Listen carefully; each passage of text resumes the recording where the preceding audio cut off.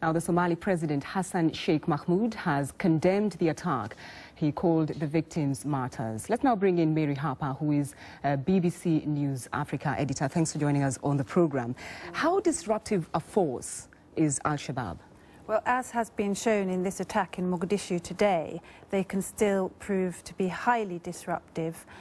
They now conduct kind of asymmetric attacks. No one knows when they're going to hit and where. So even though they've withdrawn, officially they've withdrawn from Mogadishu, actually there are still fighters there, as was shown in this terribly violent attack today. Now, we've seen a lot of investment in Mogadishu, people coming from all over the world, putting in their money. It seems there's still some hope that things could change. But is it possible, really, to completely eliminate Al-Shabaab?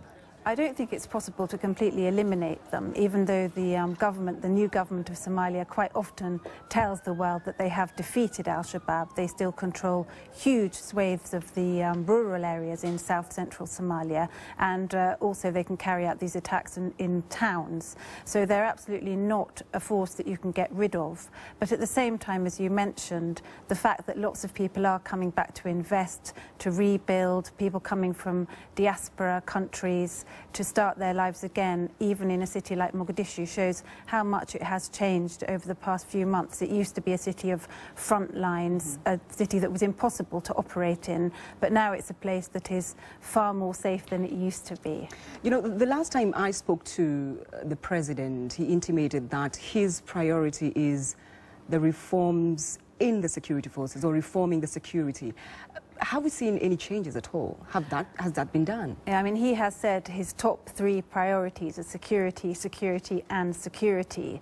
And interestingly, recently the United Nations partially lifted an arms embargo that had been in place against Somalia for a long time. But at the same time, if you think about Somalia, it's basically being controlled, its security is controlled by outside forces from other African countries, Ethiopia, covert American and other forces.